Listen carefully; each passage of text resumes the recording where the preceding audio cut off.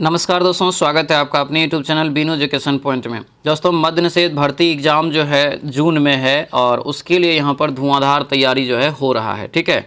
और इसका एग्ज़ाम जो है मद्य निषेध और कक्षपाल वाला का इसका जून में एग्ज़ाम है, ये भी ध्यान रखना अच्छे से। और याद रखेंगे अंतिम समय में प्रीवियस ईयर क्वेश्चन का अगर आप रिवीजन अच्छे से नहीं कर पाए हैं तो प्रीवियस ईयर ज़रूर रिवीजन कर लीजिएगा, क्योंकि 15 से 20% क्वेश्चन आपको यहीं से रिपीट होता है। और ध्यान रखेंगे खान सर के बुक में 41 प्रीवियस ईयर दिया है और 20 गो नया सेट दिया है, इसमें प्रैक्टिस सेट जो एग्जाम के लिए रामबाण रहेगा, ठीक है। तो यहाँ पर आज हम लोग PYQ में 38वां सेट देखेंगे, मतलब 3 सेट और इसमें बचेगा, 39, 40 और 41। 3 सेट जब खत्म हो जाएगा तब हम लोग जो है इसका नया प्रैक्टिस सेट जो दिया हुआ है 20 गो उसको शुरू करेंगे, ठीक है। तो सभी लोग बढ़िया से क्लास करेंगे। प्रत्येक दिन ये सुबह हमें 8 बजे दोस्तों क्लास आता है, ध्यान रखेंगे। कंप्लीट सॉल्यूशन है, बेहतरीन तरीका से एक एक क्वेश्चन आपको इस तरीका समझा देंगे ताकि एग्जाम में आपको डायरेक्ट क्वेश्चन बने, ठीक है। तो सभी लोग अच्छे से क्लास को लास्ट तक करेंगे। और जो भी दोस्तों 1 से 37 तक का क्लास नहीं किए हैं तो प्लेलिस्ट बना दिए, वहाँ पर जा करके आप जो है ज़रूर उनका भी रिवीजन कर लीजिएगा, ठीक है। बैच भी नहीं लिए हैं तो इस नंबर पे आप व्हाट्सएप मैसेज करेंगे तो आपको एप्लीकेशन का हम लिंक भेज देंगे, वहाँ से जो है आप लोग बैच भी ले लीजिएगा ताकि कंप्लीट आपका रिजल्ट वाला तैयारी हो जाए, ठीक है। तो चलिए दोस्तों, आज के इस क्लास को हम लोग यहाँ पर शुरू करते हैं। क्लास को शुरू करने से पहले जो भी इस चैनल पे नए हैं चैनल को जरूर सब्सक्राइब कर लीजिएगा और इस वीडियो को सभी लोग लाइक और शेयर जरूर कर दीजिएगा, ठीक है। तो चलिए दोस्तों, आज के इस क्लास को हम लोग यहाँ पर शुरू करते हैं। तो चलिए दोस्तों, आज के इस क्लास को हम लोग यहाँ पर शुरू करते हैं। पहला यहाँ पर प्रश्न देखिए क्या पूछा जा रहा है कि सूफी जाने जाते थे किस नाम से, ये बताना है। तो सूफी जो होता था दोस्तों, याद रखना है, ये मुस्लिम संत के रूप में जानते थे। इसका राइट आंसर क्या होगा, तो ये सी हो जाएगा, मुस्लिम संत के नाम से इसको जाना जाता है। ऑप्शन ये सी आपका राइट आंसर होगा, सी याद रखना है, ठीक है। और ये जो है भारत में जिसका आगमन हुआ था, कहा जाता है कि मोहम्मद गजनवी के साथ हुआ था, ठीक है, यानी सूफी का। अगला क्वेश्चन यहाँ पर है कि ईस्ट इंडिया कंपनी का भारत में पदार्पण कब हुआ। ईस्ट इंडिया कंपनी की स्थापना जो 16 ईस्वी में हुआ था, तो ये कह रहा है भारत में पदार्पण कब हुआ, तो हो जाएगा 16 ईस्वी, यानी आंसर ये ए हो जाएगा, ठीक है। अगला क्वेश्चन यहाँ पर है कि भारतीय जनता पार्टी जो बीजेपी की सरकार है अभी, उनकी स्थापना किस वर्ष की गई थी। तो बीजेपी पार्टी दोस्तों बना है 1980 में, ठीक है, यानी आंसर क्या होगा, तो ये सी आपका करेक्ट आंसर हो जाएगा। अगले क्वेश्चन पाएंगे, दिया है कि भारत में संपूर्ण क्रांति का आह्वान किसने किया था, ये बताइए। तो भारत में संपूर्ण क्रांति का जो आह्वान किया था दोस्तों, राइट आंसर हो जाएगा जयप्रकाश नारायण। आंसर क्या होगा, डी हो जाएगा, जयप्रकाश नारायण। याद रखना, लोक नायक जयप्रकाश नारायण, ध्यान रखेंगे, ठीक है। अगले क्वेश्चन पे आते हैं कि निम्नलिखित में से किस देश में प्रत्यक्ष लोकतंत्र स्थापित है, ये बताइए। तो प्रत्यक्ष लोकतंत्र जो स्थापित है वह किस देश में है, तो ये हो जाएगा आपको स्विट्जरलैंड में। आंसर क्या होगा, सी हो जाएगा, स्विट्जरलैंड, यहाँ से याद रखना। अगला क्वेश्चन है कि राज्यों में राज्यपाल की नियुक्ति कौन करता है। तो राज्यों में जो राज्यपाल की नियुक्ति करता है दोस्तों यहाँ पर, तो ये राष्ट्रपति के द्वारा, ठीक है। आंसर क्या होगा, सी हो जाएगा, राष्ट्रपति के द्वारा जो है किया जाता है। हालांकि जो राज्यपाल होते हैं उनके शपथ जो दिलाया जाता है वो आपको जो है जिस राज्य में चुने जाते हैं, जिस राज्य के लिए, वहाँ के उच्च न्यायालय के मुख्य न्यायाधीश के द्वारा दिया जाता है शपथ। अगला क्वेश्चन है कि निम्न में से विधान परिषद किस राज्य में नहीं है। तो विधान परिषद जो है टोटल 6 राज्य में है, ठीक है। अब वहाँ पे पूछा जा रहा है कि किस में नहीं है, तो नहीं है यहाँ पर, तो ये गुजरात में न है, कर्नाटक, उत्तर प्रदेश, बिहार, उसके बाद जो है आंध्र प्रदेश होता है, ठीक है, उसके बाद जो है तेलंगाना है, महाराष्ट्र है। इन सभी जगहों पर आपको क्या है, तो विधान परिषद की सीटें हैं, याद रखिएगा, ठीक है। अगला क्वेश्चन यहाँ पर है कि कौन सा जो है कौन संघवाद की विशेषता नहीं है, कौन इसमें संघवाद की विशेषता नहीं है, तो ये हो जाएगा डी, सत्ता का विकेंद्रीकरण, यानी ऑप्शन नंबर डी जो है करेक्ट आंसर होगा, डी याद रखेंगे, ठीक है। आगे बढ़ते हैं, दिया कि भारत में भूदान एवं ग्रामदान आंदोलन किसने आरंभ किया। भारत में भूदान व ग्रामदान आंदोलन किसने आरंभ किया, तो ये हो जाएगा आचार्य विनोबा भावे।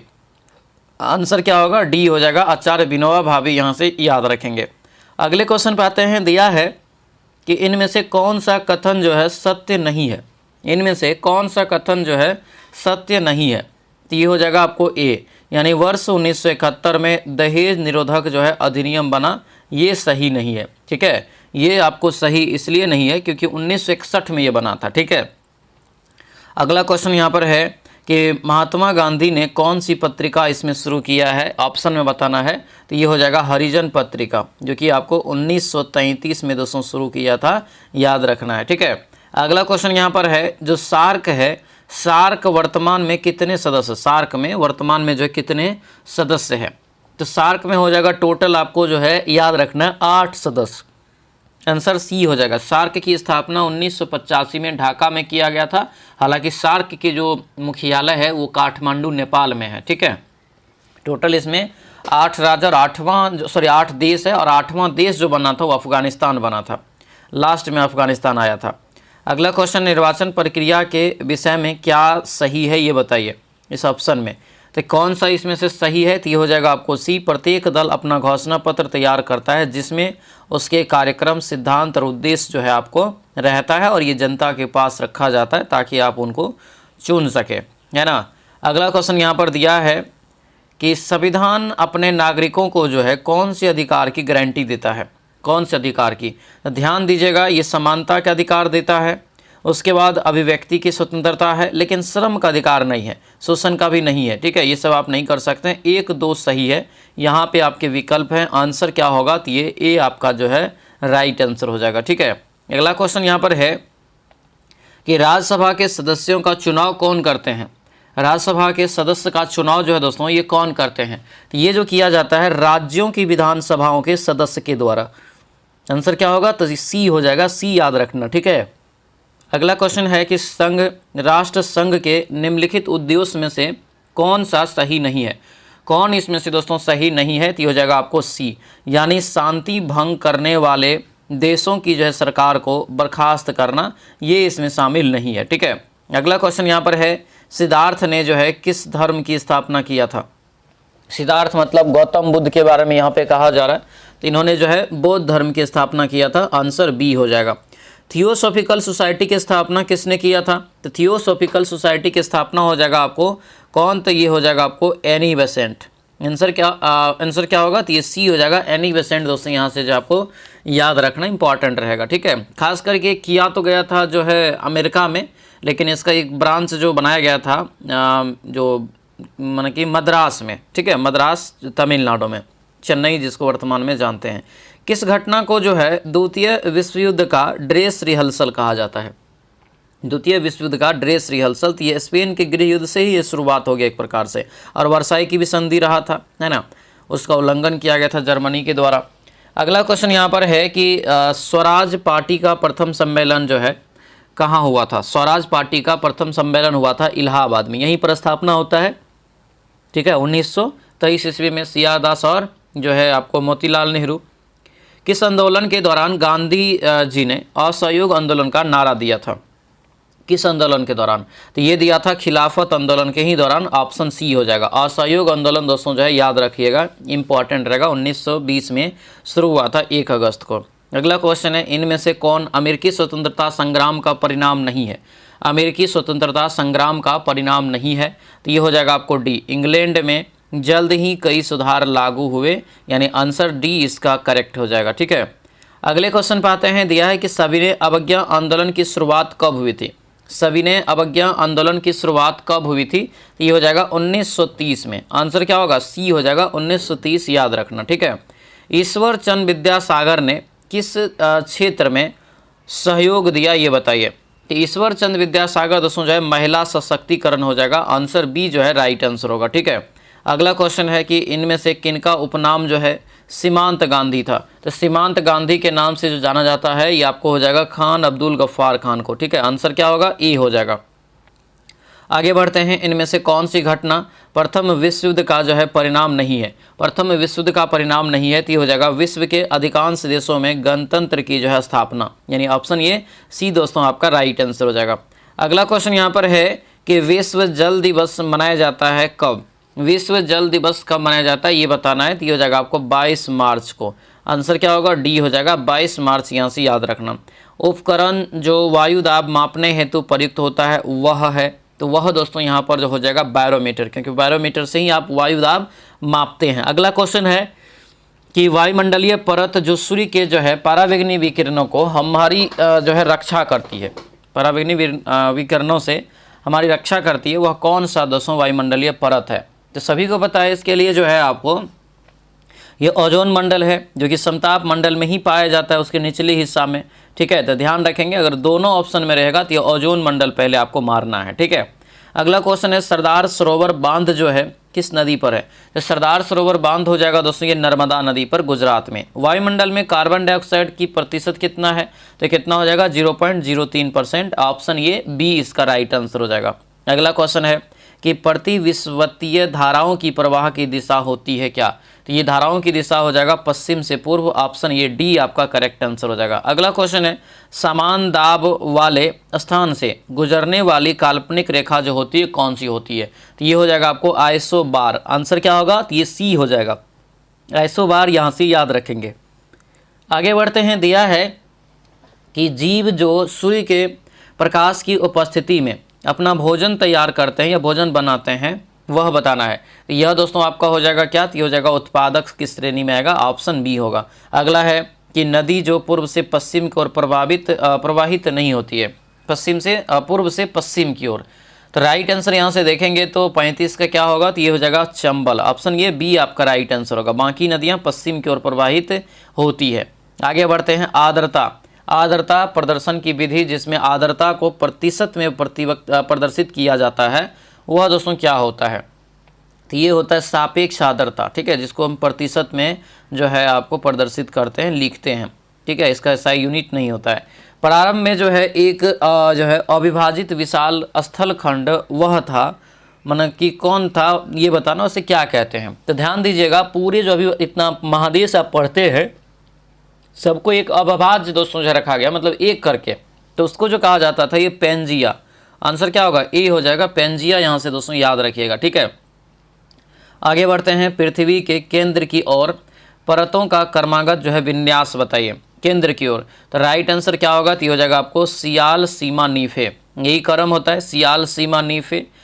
अगले क्वेश्चन पे आते हैं, प्रदेश जो फल कृषि के लिए प्रसिद्ध है वह प्रदेश कौन सा है? तो वह प्रदेश आपका हो जाएगा दोस्तों भूमध्य सागरीय प्रदेश, यानी आंसर ये ए आपका राइट आंसर हो जाएगा। आगे बढ़ते हैं, शुद्ध वाक्य छांटिए। शुद्ध वाक्य को यहाँ पर जो है छांटना है, तो ये हो जाएगा नेताजी की आवाज़ वहाँ जो है, नेताजी को आज वहाँ जाना है, ये यहाँ पर सही लिखा है। आंसर क्या होगा? ए हो जाएगा। वर्णों का सार्थक समूह जो है क्या कहलाता है? तो वर्णों का सार्थक समूह को ही हम क्या कहते हैं? शब्द कई वर्ण को मिलाकर बनाते हैं। अनुस्वार, अनुस्वार दोस्तों यहाँ पे बताना है क्या है? तो ये जो आपको रखा जाता है ये आयोग वाह में रखा जाता है, आंसर सी होगा। व्यवहार और मत शब्द का सही पर्याय क्या होगा ये बताइए? व्यवहार और मत दोनों का अर्थ, तो ये जो होगा यहाँ से ऑप्शन में, तो ये आचार और विचार। आंसर क्या होगा? ये ए हो जाएगा।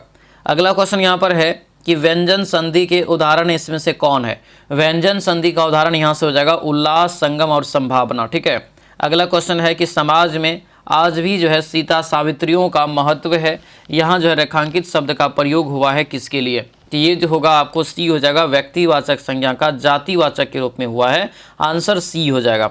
अगला क्वेश्चन है, बालक ने रोटी खाई, रेखांकित जो किया गया यहाँ पर खाई में, बताना है कि पद परिचय। तो राइट आंसर क्या होगा? तो ये हो जाएगा आपको दोस्तों डी।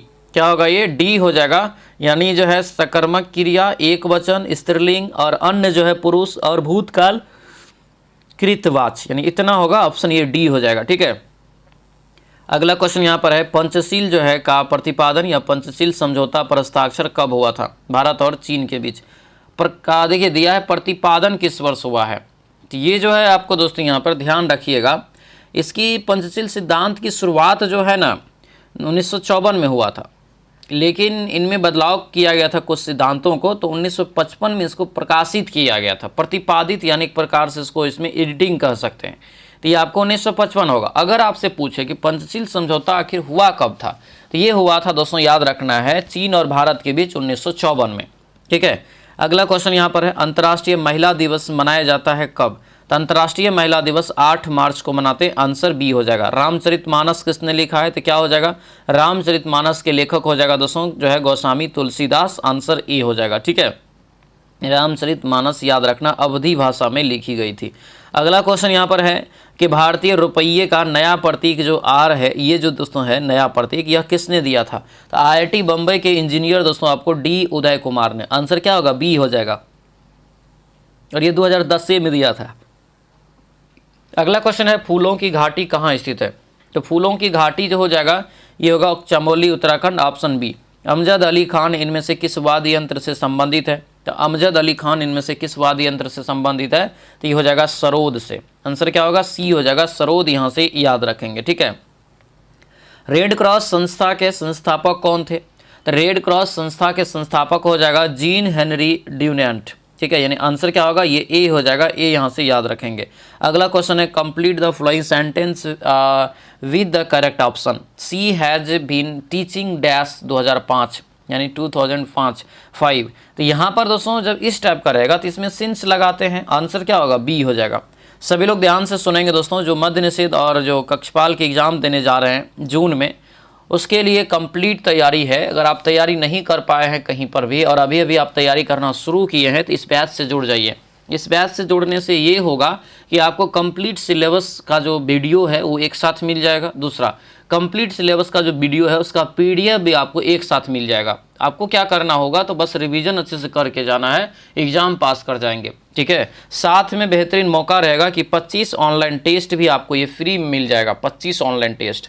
ठीक है, तो ये सारा चीज़ आपको इसमें फ्री में मिलने वाला है। सभी लोग इस बैच से जुड़ जाएंगे। इसका प्राइस भी हम अंतिम समय में 99 रुपया कर रहे हैं। ठीक है, और एप्लीकेशन पे ये क्लास होता है तो एप्स का लिंक दिया हुआ इस वीडियो डिस्क्रिप्शन बॉक्स में, या प्ले स्टोर पर जाएंगे वीनू एजुकेशन पॉइंट सर्च करेंगे तो वो मिल जाएगा। ठीक है। उसके बाद दोस्तों यहाँ पर नंबर भी दिया गया है, तो इस नंबर पे आप व्हाट्सएप मैसेज करेंगे तो हम आपको एप्लीकेशन का लिंक भेज देंगे। ठीक है। चलिए अगला यहाँ पर दोस्तों जो बिहार पुलिस की नई भर्ती है लगभग आने वाला है, तो उनके लिए दोस्तों आपको जो है प्रहार बैच ज्वाइन कर लेना है, क्योंकि प्रहार बैच की शुरुआत हो चुका है। ठीक है, ये मात्र 249 रुपया में कंप्लीट कोर्स आपको मिल जाएगा। अगला यहाँ पर है जो इंटर लेवल वाला फॉर्म भरे हैं बिहार एसएससी के लिए, तो कर्मचारी बैच जो है आप ज्वाइन कर लीजिए। ठीक है, क्योंकि मौका है, ये मौका दोबारा नहीं आएगा। इसका भी प्राइस 249 रुपया कर दिया गया है। चलिए क्वेश्चन पे आते हैं। Choose the correct sentence. Choose the correct sentence यहाँ पर दोस्तों दिया गया है। तो 55 का जो हमारा राइट आंसर होगा ये सी हो जाएगा। Petrol is sold by litre में, यानी ये आपको जो है सही लिखा हुआ है। अगला क्वेश्चन यहाँ पर peak out the correct option. तो पीक आउट द करेक्ट यहाँ पर ऑप्शन जो है यानी सेंटेंस जो है चुनेंगे तो ये सी होगा कि he said that New Delhi is the capital of India. Answer C हो जाएगा। अगला क्वेश्चन यहाँ पर है कि choose the right fill in the blank दिया है। I dash my homework. तो राइट आंसर जो होगा यहाँ से दोस्तों तो ये बी हो जाएगा, वाज डूइंग। क्या होगा ये? Was doing. I was doing my homework. ठीक है। अगला क्वेश्चन है complete the sentence. I often dash mistakes. तो इसका जो राइट आंसर होगा ये मेक हो जाएगा। आई ऑफ्टन मेक मिस्टेक्स। अगला क्वेश्चन यहाँ पर है कि अपोजिट चुनना है दोस्तों यहाँ पर इसके लिए, फैट एंड फ्लॉबी के लिए। तो इसका जो राइट आंसर होगा क्या होगा? तो ये हो जाएगा आपको सी, लीन एंड थीन। अगला क्वेश्चन यहाँ पर है चूज द करेक्ट मीनिंग। ठीक है, ये अंडरलाइन जो किया हुआ है इसके लिए एक बेस्ट एक्सप्रेस मीनिंग आपको यहाँ पर चुनना है। तो 60 का जो राइट आंसर होगा क्या होगा? तो ये आपको बी हो जाएगा। क्या होगा? ये बी यहाँ से इसका जो करेक्ट आंसर हो जाएगा। अगला क्वेश्चन यहाँ पर है कि निम्नलिखित में से कौन सा रोग विटामिन कुपोषण के कारण नहीं होता है? कौन सा रोग जो है विटामिन कुपोषण के कारण नहीं होता है? तो देखिएगा यहाँ पर ध्यान से, तो ये हो जाएगा ए, अरक्तता। अरक्तता जो है विटामिन से नहीं होता है। ठीक है, अरक्तता जो है आपको विटामिन से नहीं होता है, खास करके ये हीमोग्लोबिन की कमी से होता है, और जो इनेमिया रोग के नाम से इसको जाना जाता है, जब लोहा की कमी होती है, लोह तत्व की कमी के कारण ये आपको होता है। निम्न में से कौन सी वास्तविक मछली नहीं है? कौन सी वास्तविक मछली नहीं है? तो ये रजत मीन हो जाएगा। आंसर ये डी होगा। फल के जो है रस खमीनीकरण के दौरान कौन सी गैस पैदा होती है? तो खमीनीकरण के दौरान जो पैदा होती है ना, याद रखना CO2 गैस। आंसर क्या होगा? डी हो जाएगा, CO2 गैस। दोस्तों याद रखना अग्निशामक के रूप में भी इसका इस्तेमाल किया जाता है। ठीक है, अब देखिएगा ढक्कन जब खोलिएगा जो है तो आपको फॉग जैसा निकलेगा और स्मेल आएगा गंदा सा। ठीक है, तो वो आपको CO2 रिलीज होता है उस दौरान। ठीक है। मरुदभिद जो है अनुकूलन में पत्तियां रूपांतरित हो जाती है किस में? तो ये पत्तियां रूपांतरित हो जाती है सूल में। आंसर क्या होगा? बी हो जाएगा। शीत निश्चक्रियता जो है पाई जाती है किस में? शीत निश्चक्रियता। तो राइट आंसर ये हो जाएगा दोस्तों ए, मेढकों में। आंसर ये ए आपका राइट आंसर हो जाएगा। अगला क्वेश्चन यहाँ पर है कि फेफड़ों का पृष्ठ क्षेत्रफल बढ़ जाता है दोस्तों किसके द्वारा? फेफड़ों का, ये जो होगा ये बी हो जाएगा, वायु कोष्ठकों द्वारा, यानी ऑप्शन नंबर बी करेक्ट हो जाएगा।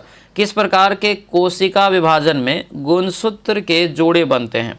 किस प्रकार के कोशिका विभाजन में गुणसूत्र के जोड़े बनते हैं? तो ये हो जाएगा आपको मायोसिस यानी अर्धसूत्री दोस्तों जो है आपको विभाजन। आंसर क्या होगा? बी इसका करेक्ट आंसर हो जाएगा।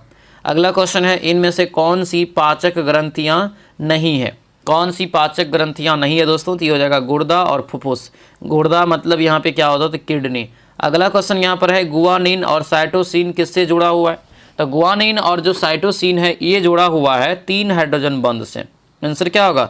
सी हो जाएगा। 3 हाइड्रोजन बंध यहाँ से दोस्तों जो है याद रखना इंपॉर्टेंट रहेगा। ठीक है, अगले क्वेश्चन पे आते हैं। दिया यहाँ पर है कि मेढक का टेडपॉल किस रूप में अनुकूलित होता है, ये बताइए। तो मेढक का टेडपॉल ये होता है आपको एमेनोटेलिक। एमेनोटेलिक यानी ऑप्शन नंबर बी हो जाएगा, बी याद रखना। आगे बढ़ते हैं। चुंबकीय क्षेत्र में रखे धारावाही चालक तार पर लगते हुए बल की दिशा मिलती है दोस्तों किससे? तो ये जो मिलती है यहाँ पर हो जाएगा फ्लेमिंग के बाएं हाथ के नियम से, यानी आंसर ए हो जाएगा। अगला क्वेश्चन दिया है कि एक अवतल लेंस के सामने एक वस्तु जो है रखी है, निर्मित प्रतिबिंब हमेशा क्या होगा? तो हमेशा दोस्तों जो है आपको क्या होता है? तो ये अवतल लेंस की यहाँ पर बातों कर दिया है, तो क्लियर है कि वास्तविक होगा। तब आंसर क्या होगा? सी। वही दर्पण रहता तब ये उल्टा हो जाता है ना। एफ बराबर दिया है यहाँ पर r/2 मान्य है किसके लिए? एफ बराबर r/2 ये मान्य है किसके लिए, ये बताना है। तो ये 73 का राइट आंसर दोस्तों क्या होगा? तो ये सी हो जाएगा आपको, अवतल और उत्तल दर्पण के लिए खास करके। ठीक है, आंसर ये सी हो जाएगा। अगला क्वेश्चन यहाँ पर है, जब ध्वनि तरंगे चलती है तो अपने साथ क्या ले जाती है? जब ध्वनि तरंग चलती है तो अपने साथ दोस्तों ऊर्जा लेके जाती है। क्या लेके जाती है? ऊर्जा। बोलते हैं तो आपका ऊर्जा आ रहा है ना। इसी प्रकार से रॉकेट जो है डैश के सिद्धांत पे कार्य करता है। तो रॉकेट जो है रेखिक संवेग संरक्षण के सिद्धांत पे कार्य करता है, यानी क्रिया के बराबर विपरीत प्रक्रिया। ऑप्शन डी हो जाएगा। अगला क्वेश्चन है, एक किरण एक अवतल दर्पण पर आपतित होती है, अगर यह किरण दोस्तों मुख्य अक्ष के समांतर आती है तो परिवर्तित हो किरण क्या होगा? तो राइट आंसर जो 76 का होगा ये ए हो जाएगा, फोकस से गुजरेगी, यानी आंसर क्या होगा? ए हो जाएगा। अगला क्वेश्चन है कि एक लंबी परिनालिका जिससे दोस्तों जो है विद्युत धारा प्रवाहित हो रही हो के अक्ष पर चुंबकीय क्षेत्र बी उत्पन्न होता है। अगर दोस्तों विद्युत धारा दोगुनी हो जाए तो नया चुंबकीय क्षेत्र क्या होगा? नया चुंबकीय क्षेत्र यहाँ से 2b हो जाएगा तब, यानी दोगुना हो जाएगा। अगला क्वेश्चन है कि दो यहाँ पर जो है वृत्ताकार कुंडली है जिनकी त्रिज्या जो है ए से क्रमशः एल और 2l द्वारा धारा प्रवाहित हो रही है। ठीक है, तो कह रहा है कि दोनों कुंडलियों के केंद्र पर चुंबकीय क्षेत्र की तुलना में किस में निम्न में से किस में होगी? तो हम इसका राइट आंसर देखेंगे तो बी हो जाएगा ये। ठीक है, यानी कि दूसरी कुंडली के केंद्र पर चुंबकीय क्षेत्र प्रथम कुंडली की अपेक्षा दोगुनी होती है। अगला क्वेश्चन यहाँ पर है, किस लेंस की क्षमता दोस्तों जो है प्लस जो है 0.5D है? तो सबसे पहले ध्यान दीजिए कि प्लस है, तो प्लस है तो ये उत्तल लेंस होगा। ठीक है, और इसकी फोकस दूरी 2 मीटर हो जाएगा। आंसर क्या होगा? ये सी हो जाएगा। ठीक है, तब ना यहाँ पर दोस्तों निकलेगा ये। अगला क्वेश्चन यहाँ पर आते हैं कि रेखांकित जो ग्राफ है उनमें वेग का मान क्या होगा? तो इनमें जो आप वेग का मान निकालेंगे 80 का, तो यहाँ पर क्या हो जाएगा? दूरी बटे समय। तो इसका राइट आंसर दोस्तों 1/3 निकलता है। 1/ जो है आपको √3 निकलता है। ठीक है, आंसर यहाँ से जो है बी हो जाएगा। अगला क्वेश्चन यहाँ पर है 22/7 जो है एक मानक है क्या? तो 22/7 एक अपरिमेय संख्या माना जाता है। ठीक है, अगला क्वेश्चन यहाँ पर है कि यदि 5 अवलोकनों का मान इतना दिया है और x का मान एक घुसा इसमें दिया है, तो औसत भी दे दिया है, तो यहाँ पे सबको जोड़ लीजिएगा, जितना संख्या होगा उसमें 11 से गुना करके फिर बराबर कर लीजिएगा, राइट आंसर निकल जाएगा घटा के। ठीक है, x का मान डायरेक्ट x का मान ही निकलता है, आंसर ये सी हो जाएगा, आपको 7 निकल जाएगा। कितना? 7 निकल जाएगा। ठीक है, अगला यहाँ पर है कि मौसा निकालिए। तो क्लियर यहाँ पे है, कॉमन चुनिए यहाँ पर। तो देखिए यहाँ पर कॉमन जो हो जाएगा तो 2 पे पावर 2, इधर देखेंगे तो आपका 3 हो जाएगा सिर्फ, तो 2 दूना 4 और 4 3 12, 12 यानी आंसर क्या होगा? ए हो जाएगा। ये मौसा है, लौसा रहता तो बड़ा वाला चुनते। अगला क्वेश्चन है, यदि किसी वृत्त का क्षेत्रफल जो है 38.5 है तो परिधि क्या होगा? तो क्षेत्रफल को बराबर कर लीजिए आप, पहले जो है πr² बराबर कर लीजिए, इधर कट जाएगा, कट कूट के ये बन जाएगा। राइट आंसर आपको जो है कितना निकलता है? तो ये आपको डी निकल जाएगा, 22 सेंटीमीटर। लॉग वाला सवाल है, इसको बनाएंगे। आंसर यहाँ से जो है 85 का ये डी निकल जाएगा, क्या डी निकल जाएगा। ठीक है, अगला क्वेश्चन यहाँ पर है समीकरण दोस्तों, यहाँ पर जो है इसका बताइए समीकरण का x का मान क्या होगा। ठीक है, यानी मूल आपसे पूछा जा रहा है। राइट आंसर दोस्तों ये बी हो जाएगा, 9/3 और 4/13। अगला क्वेश्चन है कि यूक्लिड विभाजन परिमेय के प्रयोग से दो धनात्मक पूर्णांक a और b, जहाँ a बड़ा है b का जो है हम हल निकाल सकते हैं किस में। तो ये जो है आपको दशमलव का विस्तार, ऑप्शन सी हो जाएगा। अगला क्वेश्चन यहाँ पर है कि 15,000 रुपया पर 2 वर्ष चक्रवृद्धि ब्याज और साधारण ब्याज का अंतर इतना है। तो डी बराबर आपको फॉर्मूला बताया ना, पी इंटू क्या होता है R/100 और पावर 2। ठीक है, इस पर आप बना लीजिए, डायरेक्ट आंसर निकल जाएगा। ठीक है, दर निकल जाएगा, दर यहाँ से निकालेंगे तो राइट आंसर दोस्तों आपको जो है 88 का ये भी 8% निकलता है। अगला क्वेश्चन यहाँ पर है सरलीकरण करने के लिए, सीधा सीधा सरलीकरण करना है। यहाँ पर क्या करना है, ऊपर नीचे गुना करके इसको छोटा कर लीजिएगा। ठीक है, तो अब यहाँ पे निकल जाएगा 89 का राइट आंसर ये बी निकल जाएगा। क्या होगा, बी 4/3। एक बेलन है, एक बेलन धात्विक बेलन की आधार की त्रिज्या दोस्तों जो है 3 सेंटीमीटर है, ऊंचाई 5 सेंटीमीटर है। इसे पिघलाकर n ठोस शंकु बनाया जाता है, तो जिसकी ऊंचाई 1 सेंटीमीटर था, आधार की त्रिज्या 1 mm है, तो n का मान निकालिए। n का मान यहाँ से निकलेगा 13,500। अगला क्वेश्चन यहाँ पर है पेट्रोलियम के प्रभावी आसवन द्वारा निम्नलिखित पदार्थ एक के बाद एक निकलते हैं। तो क्या निकलता है एक के बाद, तो देखिए पेट्रोलियम के प्रभावी आसवन से ही आपको क्या होता है, तो नेफ्था, केरोसिन तेल, फिर डीजल ऑयल, ये सभी चीज़ें आपको जो है निकलते हैं। आंसर क्या होगा, डी हो जाएगा। बाद में LPG भी निकलता है। अगला क्वेश्चन कच्चा तेल है। अगला क्वेश्चन यहाँ पर है कि रेडियो सक्रिय कार्बन जो 5800 वर्षों में अपनी प्रारंभिक मात्रा का जो है आधा हो जाता है, तो कितने वर्ष में यह प्रारंभिक मात्रा का 1/4 भाग हो जाएगा। तो ये जो होगा दोस्तों यहाँ पर 11,600 वर्ष में। ठीक है, अगला क्वेश्चन यहाँ पर है कि एक जो है रंगहीन साल्ट लेड नाइट्रेट को गर्म करने पर एक पीले रंग का यौगिक X बनता है। ठीक है, लाल भूरे रंग की गैस Y निकलती है, तो गैस कौन सा है, गैस हो जाएगा दोस्तों यहाँ पर NO2, ऑप्शन बी हो जाएगा। द्रव में डैश होता है, तो द्रव में तो क्लियर है आपको क्या होगा, तो यहाँ से निश्चित आयतन लेकिन अनियमित आकार, अत्यधिक दोस्तों असंकोच। अगला क्वेश्चन यहाँ पर है कि निम्न में से किस यौगिक में आयोनित जो है आयोनिक तथा सहसंयोजी दोनों आबंध है, तो दोनों आबंध हो जाएगा CaCl2, ऑप्शन बी हो जाएगा। अगला क्वेश्चन दिया है कि रेडियो सक्रियता को मापने के लिए वाणिज्यिक रूप से उपलब्ध यंत्र बताइए, तो ये हो जाएगा आपको CGM गणक हो जाएगा, ऑप्शन नंबर सी इसका करेक्ट आंसर हो जाएगा। अगले क्वेश्चन पे आते हैं कि उपरोक्त अभिक्रिया में ऑक्सीकारक का काम कौन कर रहा है, ऑक्सीकारक का, तो ये हो जाएगा Cl2। एल्काइन का सामान्य सूत्र बताइए, तो -2 वाला होगा, CnH2n-2, CnH2n-2 यानी ऑप्शन डी में है। अगला क्वेश्चन है कि विलयन का सांद्रण व्यक्त करने के लिए कौन सी इकाई ताप के प्रभाव से प्रभावित नहीं होती है, तो ये हो जाएगा ये मोलरता, यानी ऑप्शन ए राइट आंसर हो जाएगा। अगला क्वेश्चन यहाँ पर है कि इनमें कौन सी एल्युमिनियम की मिश्र धातु है, एल्युमिनियम की मिश्र धातु है, तो ये हो जाएगा आपको मैग्नीशियम, ऑप्शन यहाँ से जो है डी राइट आंसर हो जाएगा। ठीक है, तो ये था दोस्तों आपको 38वां जो है PYQ का सेट। अब 3 सेट और आपको बचा हुआ है, 39, 40 और 41 को टोटल इसमें PYQ का आंसर के बुक में दिया हुआ था।